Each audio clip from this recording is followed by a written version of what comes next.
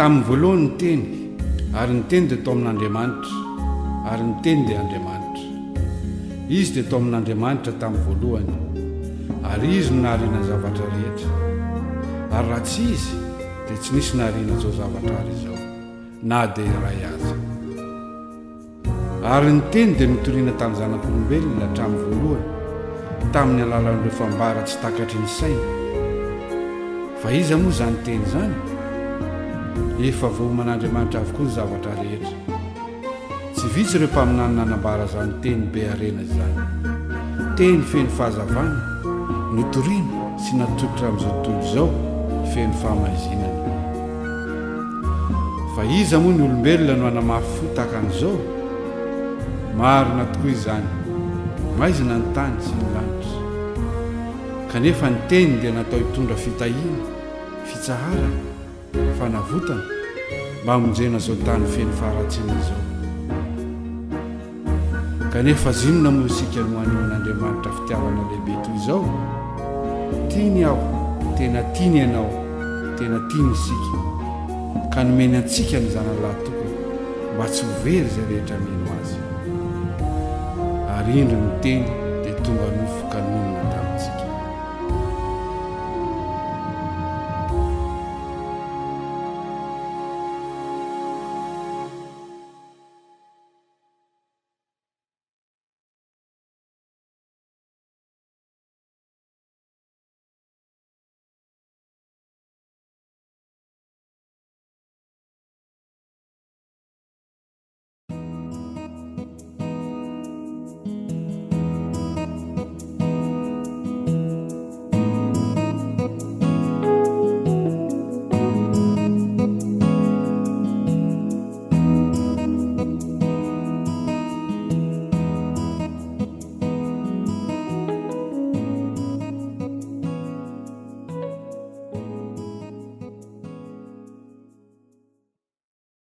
Isety ve tsy mba hiara-kilalao amin'ny ankizy?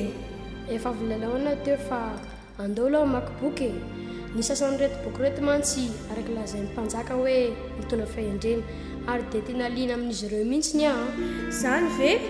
Ao hoe mba hiarantsika mijery zany. Tena mba mahafinaritra ako se izany fitendrinao valy izany fa tezany mba nahaizanao an'izy io. Zany, aiza koa izay mahay eo e? Davida Mpanjaka no nampianatra an'izy ity tamin'izy mbola kely tany am-piandrasany Notre-tany Atsa. Izy tena mahay be Marina tokoa izany, izy marina mpitendry ny Saoly mpanjaka taloha mba ampianao hoe za. Ray soary mivaly anao e. Mety tsara zao akanjonao izao tena tsara be ane izany. Ka hiaraka hitsangatsangana amin'ny mpanjaka kosa raha arivako. Ny mpanjaka mihitsy nampanao anareto ane. Petrarina fa hibango voninareo aho e.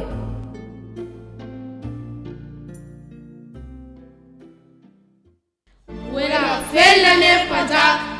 Finaritra. Tonga hitsidika anao ry mpanjaka inatana mpaminany. Ampandrosoy.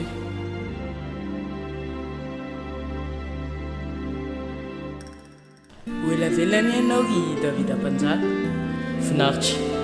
Araka resaka amin'ny fanaovantsika mpanjaka dia namaly anao Jehovah tompony maro ka nampitondra ny teny tamiko. Hoy izy.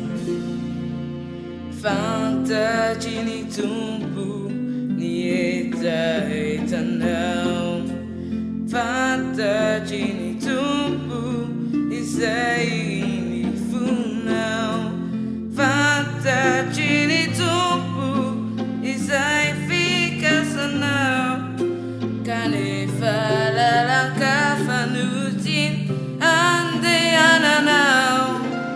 Ekeo izany, ekeo misy japony, mitery sy mitendro lavitra izy, fa zamatahotra fa izao no teniny, mianofa manakambara minao izy, panompony anao ka notaiany, ary nitany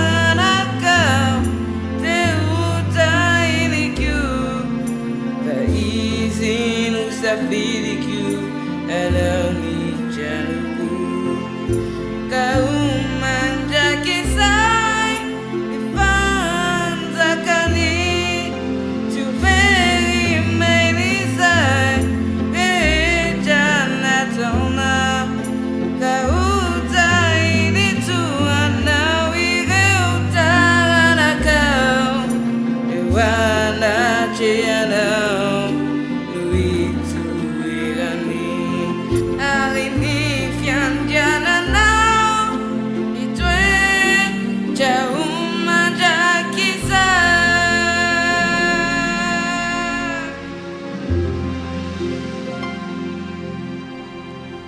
efa voapitako taminao ary izay ny afatry ny tompo koa mangatadala anao ankehitriny andrahoanao miaramila oera velona ne mpanjaka mandehana aterinareo ny mpaminany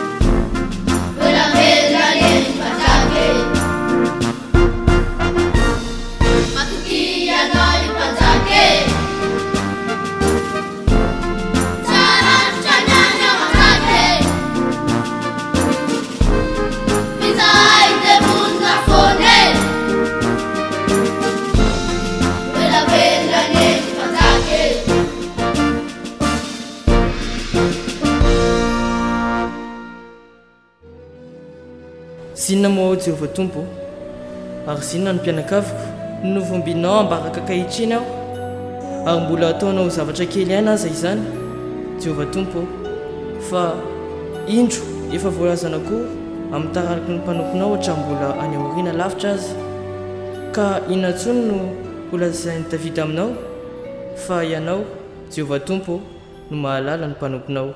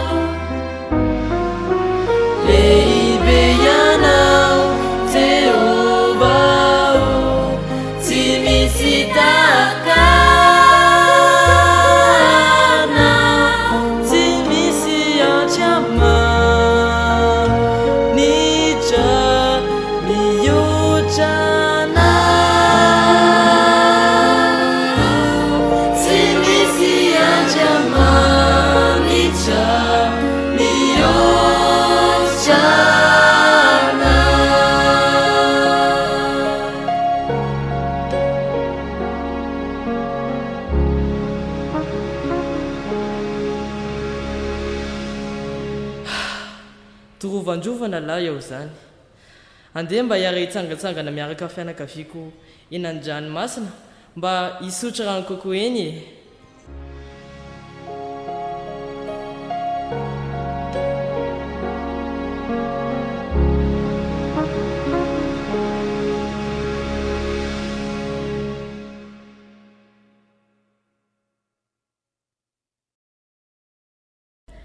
Ary tamin'ny andro ny Ahaza zanaka Jotama zanaka Ozia mpanjakan'ny Joda no niakaran-drezina mpanjakan'ny Siria sy Pelza zanaka Remalia Israely hanafika ny Jerosalema nefa tsy nahafaka azy izy.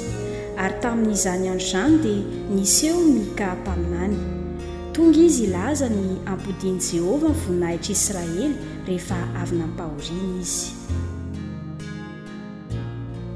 Ary izao no tonga ny parana, ny tendrombohitra misy ny trano Jehovah dia orona eo an-tampon'ny tendrombohitra.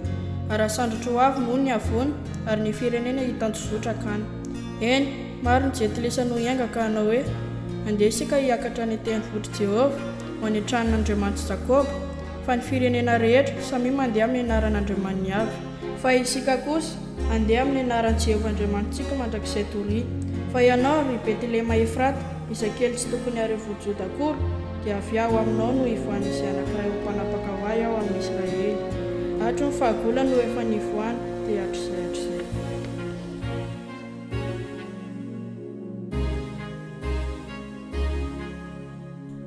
Ry mpanjaka, injaho efa renao ny Siriana mitobo a Efraima, koa mitandrema aza tetera fona, aza matahotra ary aoka tsy ho ketraka ny fonao noho ny firetan'ny fahatezeran'ny fahavalonao dia irezina sy Siry ary Perza zanak'i Remalia. Mpanjako, efa nanao senam-pitoza aminao sy risy Efraima ary zanak'i Remalia, ka nampika ny Joda sanafika azy ka nanonga ny zanak'i Tabeala ho mpanjaka. Lozany e zany zavatra ambaranareo amiko izany e. O nafony Andriamanitra va? Sia, izao nolazain'i Jehovah Tompo, tsy ho tanteraka izany ary tsy hisy. I Damaskosy mantsy no renivohitry Siria ary ao ihany Rezina ny mpanjaka. I Samaria ny renivohitry Efraima ary ao ihany i Perza zanak'i Remalia ny mpanjaka. Moa angataka famantarana amin'i Jehovah va ianao? Tsy angataka aho, fa ndrao zary maka fanahy an'i Jehovah Andriamanitra. Mihaino ary ianao ry hahaza mpanjaka taranak'i Davida. Ny Tompo mihitsy no hanome famantarana ho anareo. Indro anananaka ny Verjiny ka hiteraka zazalahy ary ny anarana atao hoe Immanuela.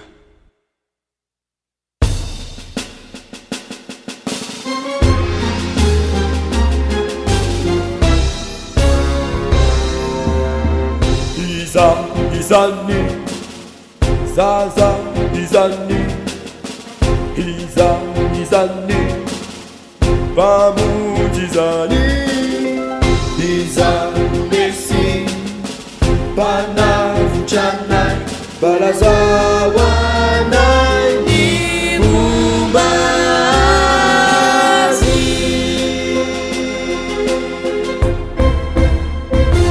Fasasa Nutera Kwatsika Zazalani Ume Nahatsika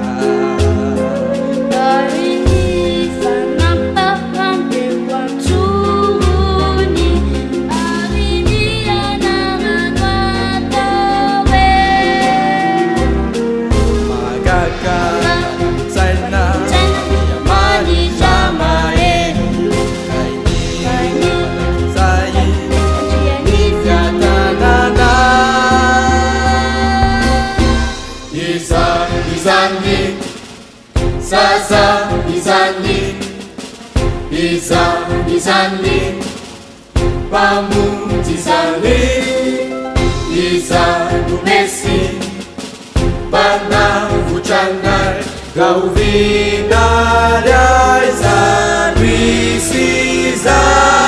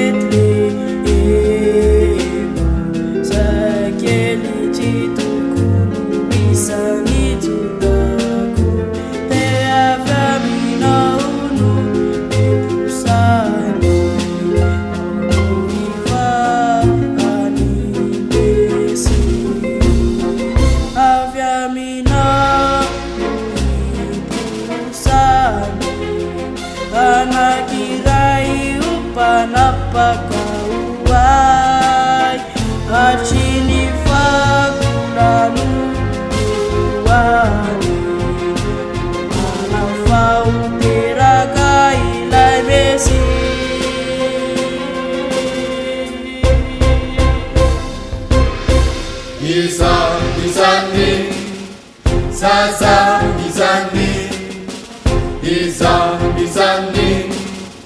pamonjy izany izano mesy makagana votrana andriamanitra mahery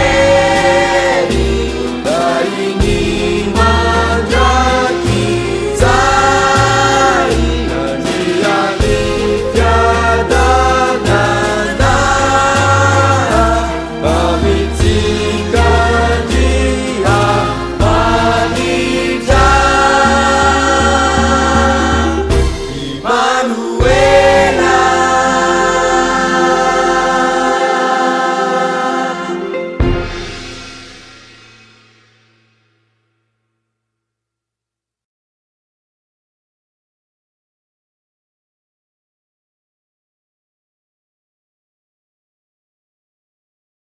Ary tamin'izany andro izany teo akanjan'ny tempoly dia nisy mpaminany vavy iray antsoina hoe Ana, zanaka vavin'ny Fanuela, avy tamin'ny fireneny Asera, ary tokony ho 420 taona raha vehivavy.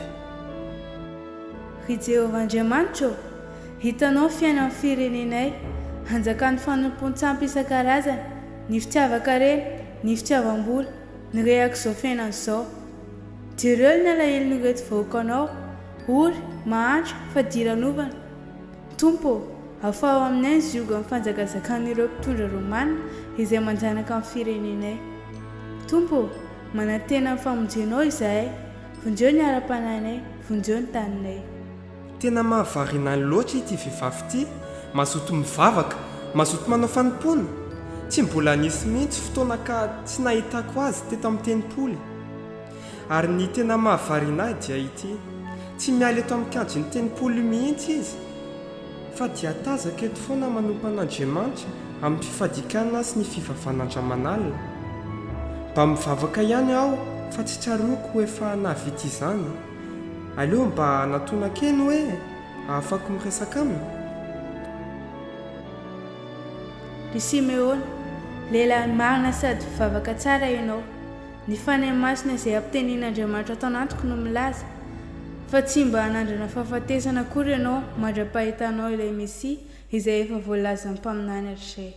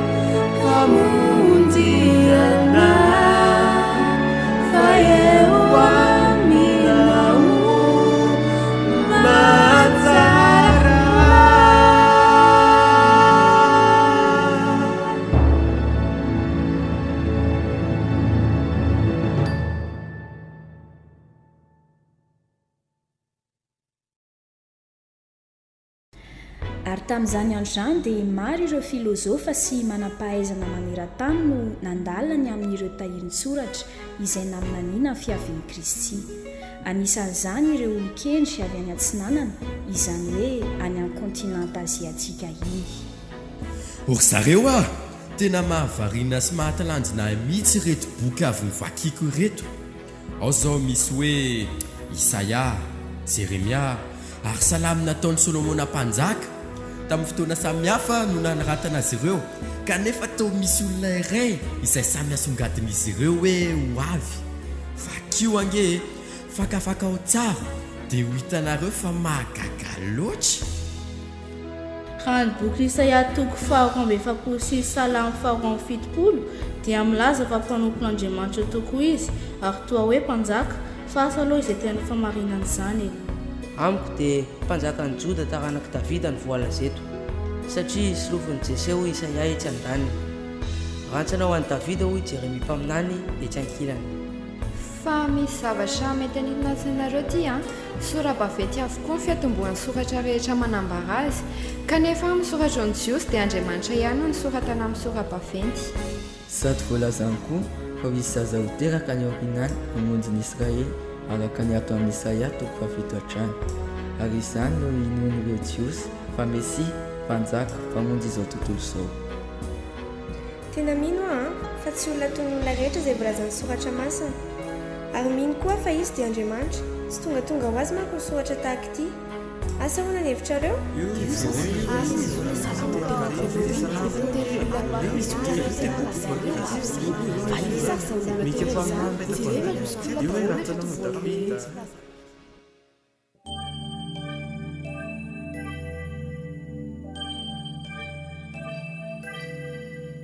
Yo, no manaraka sy lanitra vao avy amintsika ny fazavany izao tontolo izao ho avy ny mpanompo Jehova hitondra famonjena ya ho antsika rehetra ya.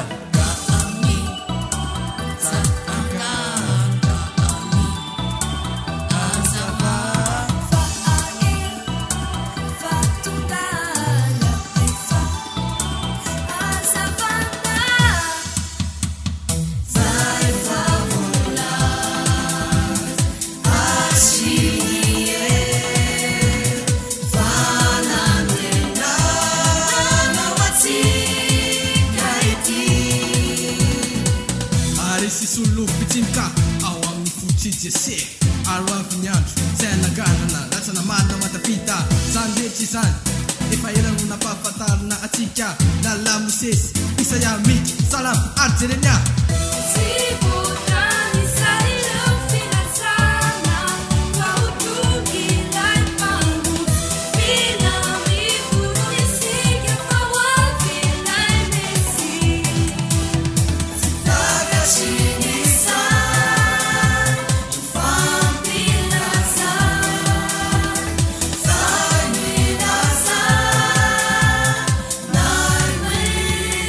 Famina nina vaisa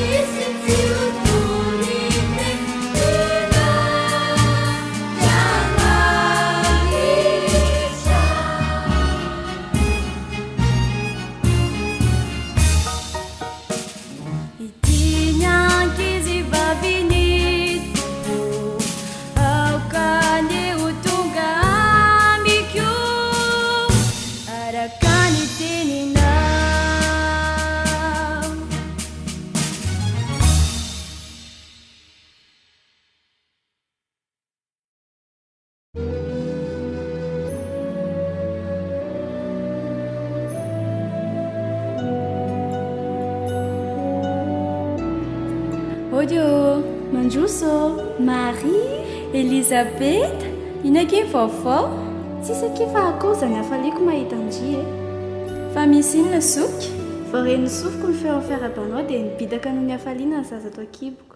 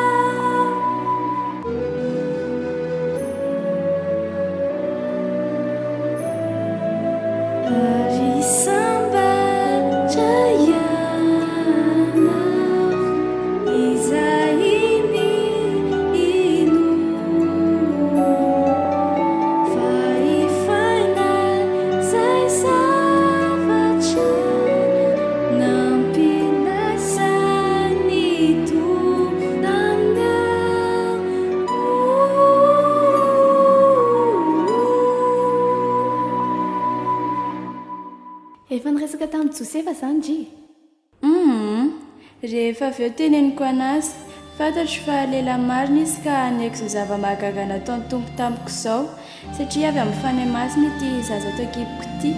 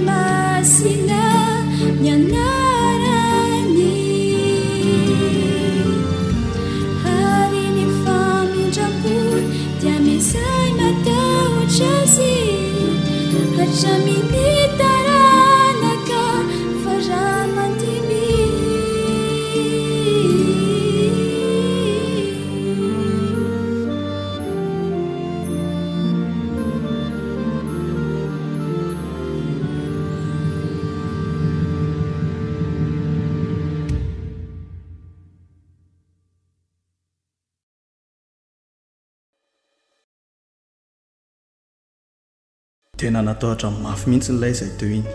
Tena nihevitra aho fa ratsy fitondratena i Maria. Eva reka niasa amin'ny fanahy masina no anton'izao rehetra izao. Azafady tompoko, sao re mba misy trano fandraisam-bahiny ho vantanina fa efa ho teraka mantsy ilay vadiko ao izay. Atsy amin'ilay fandraisam-bahiny vaovao sy tena raitra angamba no sisa malalaka fa efa tena feno ny eto an-tanàna. Ndao fa hoentika any ianao. Ono aho. Ianao ve tsy zafy kely mahatana rainy Jakoby? Eny tompoko, ponina teto mihitsy izahay fahiny fa noho nididina voaka ny Augusto Kaisara momba ny fanisam-bahoaka dia tsy maintsy miverina amin'ny tany avy avokoa ny olona rehetra aloha mba hisoratra anarana. Zay aloha fa tonga isika. Misaotra tompoko. Manaona tompoko, mbola misy hevitra amin'ny malalaka ve ato amin'ny hôtel Anjara tompoko? Maika dia maika ao mantsy satria efa ho teraka ilay vadiko ao. Mialatsiny Ramsey fa efa tena feno be ato ah. Farany taona ohatrao anie Ramsey ka bobaka be mpanao vakanse. Sa tianao any an-tranon'omby, any zao mantsy sisa ny malalaka. mety izany tompoko tsy misy moa fa efa mba azo iafiafiana dia tsy maninona aleo aloha akany ramatoa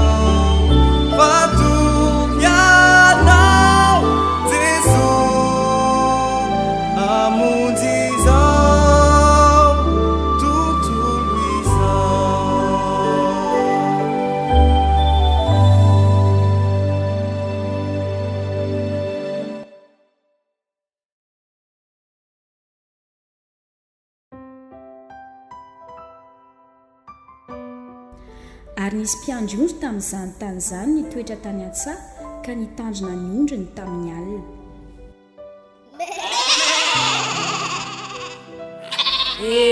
entrao kapoakeo a dia hiambina ondreto foana izany nataontsika reto orse isan'andro aho dia matsiaro fa niomaly ihany ny androany marina lanse tahaka izao alina mangina izao ny fiainantsika maizina tsy mety mamiratra mihitsy aza manatoy izany ry zareo a tadio fa tavida lehibe dia mpiandrondry tahaka atsika izao ny androany ny tompony mahita ny fon'olo dia courage daholo tsika zalahy a mety misy zava-magago mantompo atsika foana nina dia mahanitra aza atsika e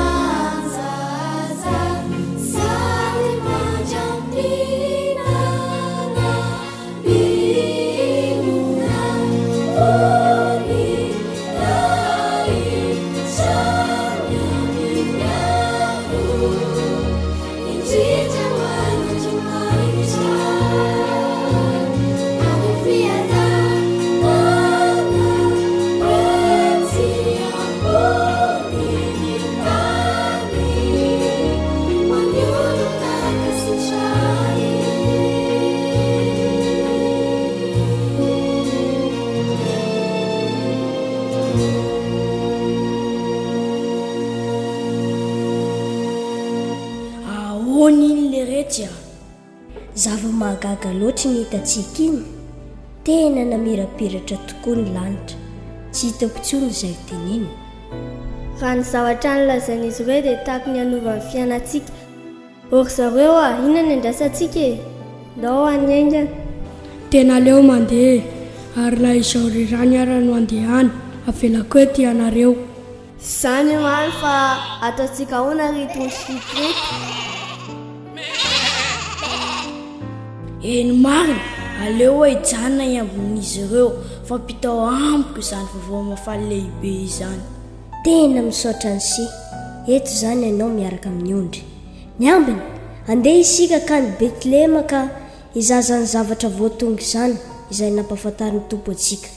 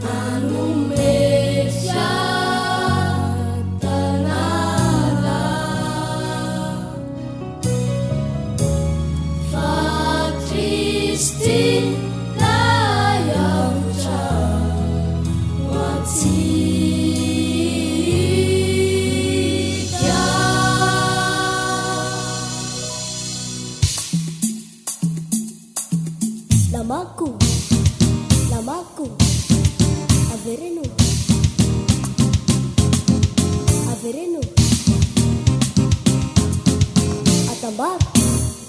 atambar.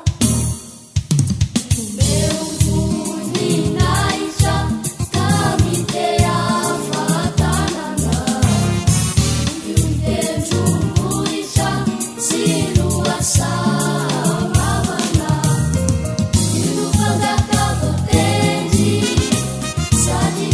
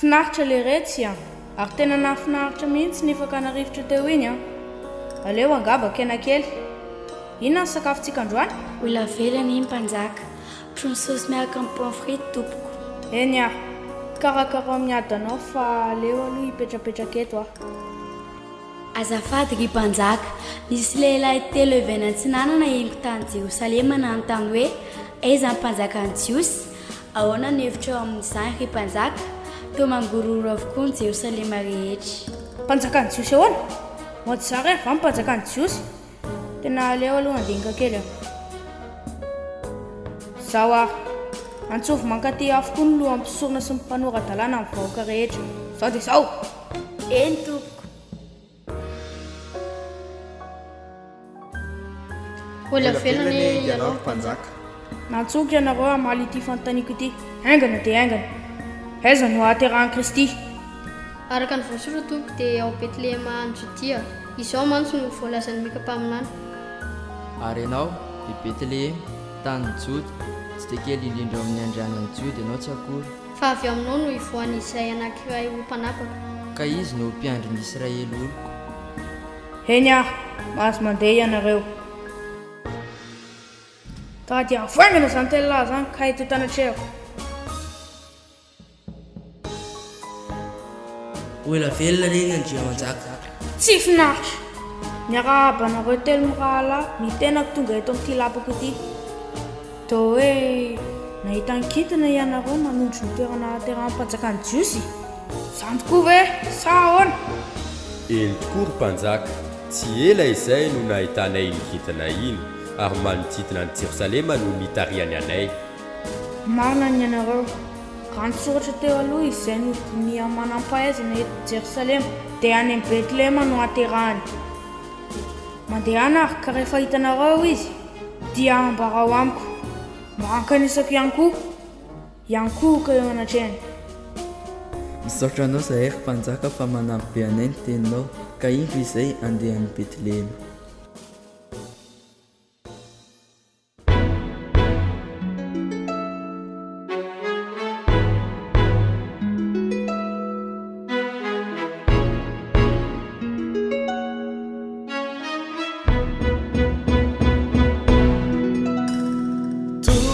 Sunyanau panjaka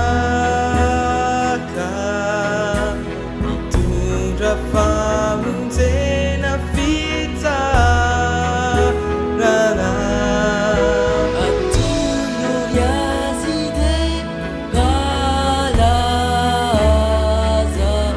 bateragany olany misy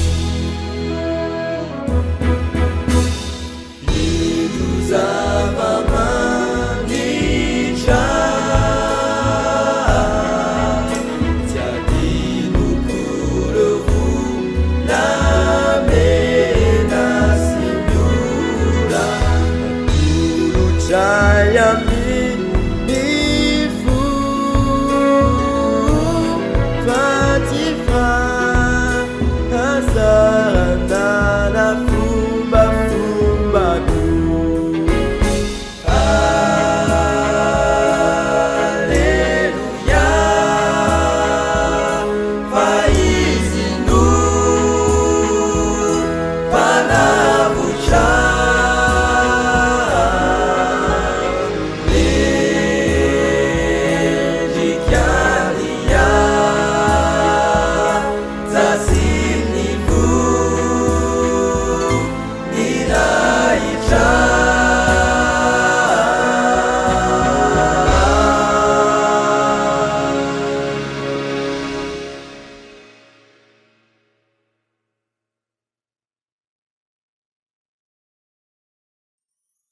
tonga ny fotoana anolorana an' Jesosy zazakely any Jerosalema araka ny voasoratra ao amin'ny lalàn'ny tompo hoe amasino ainy na matoa rehetra dia izay voalohany teraka rehetra eo amin'ny zanak'Israely ary nanatitra fanatitra ihany koa izy ireo araka izay voasoratra tompo efa antrao reraka nefa vonina trany ianao ny sitraponao ary mbola iandreto foanao satria manantena ny famonjenao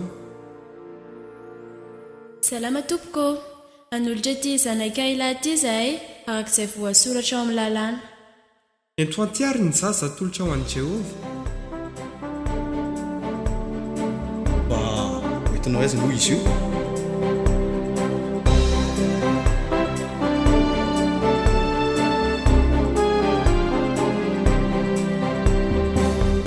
fa ny masoko efa nahitany famodena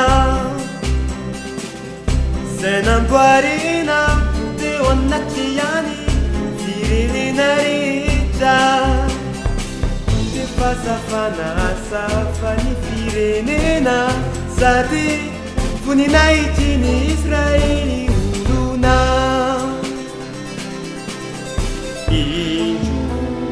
Sazity voatendro fandavona sy ho fananganana ny maro amin'ny Israely ary ho famantarano lalina ary ny fanahina dia ho tsatoana zavatra paseho ny hevitry ny fo maro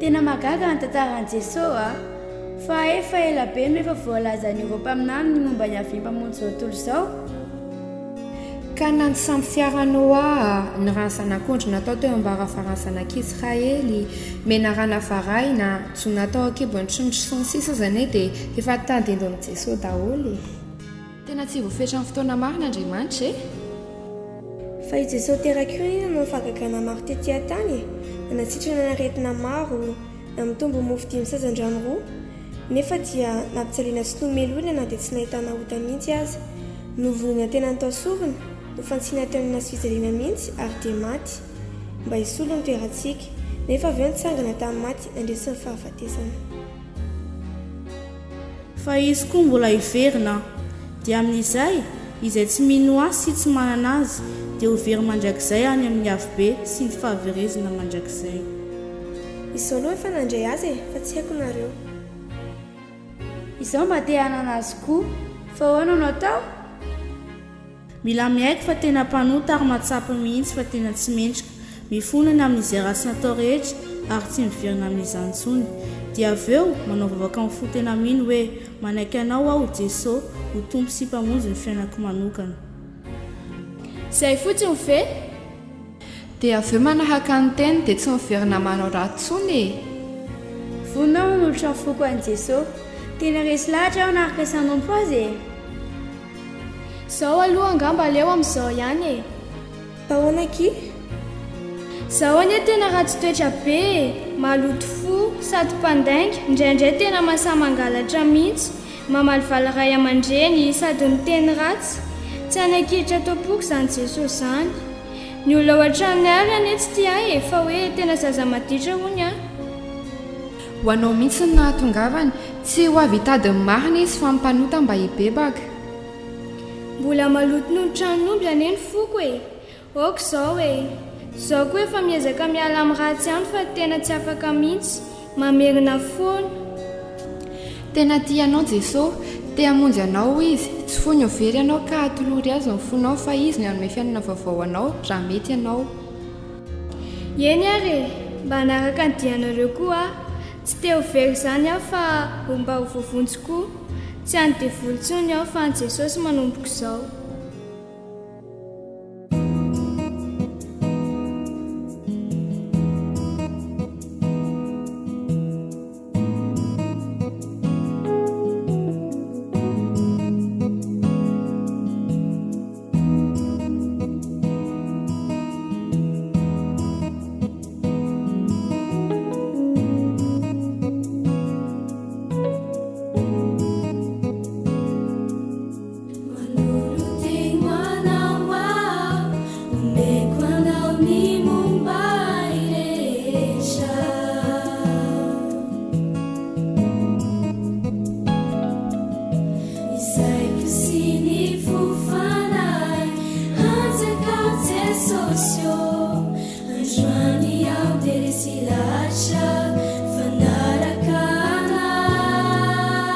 raha tena resy latra tokoa ianao anday azy dia sakafo azy ny fonao androany.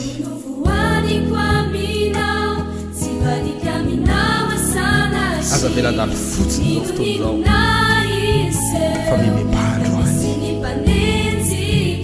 atolory azy amin'izay ny fonao apetro ampelantanany amin'izay ny fiainanao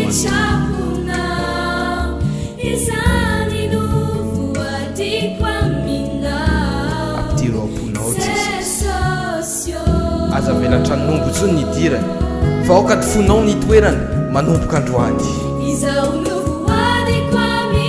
tena tianao Jesosy tsy fony overy ianao teneno izy androany hoe midira tampoko Jesosy ianao mitompo mpamonjy ho fiainako Jesosy manomboka androany misitraka ao reriany no ataoko Jesosy manomboka androany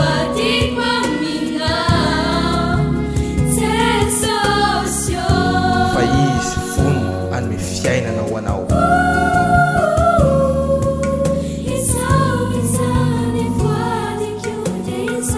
dia fiainana mandrakizay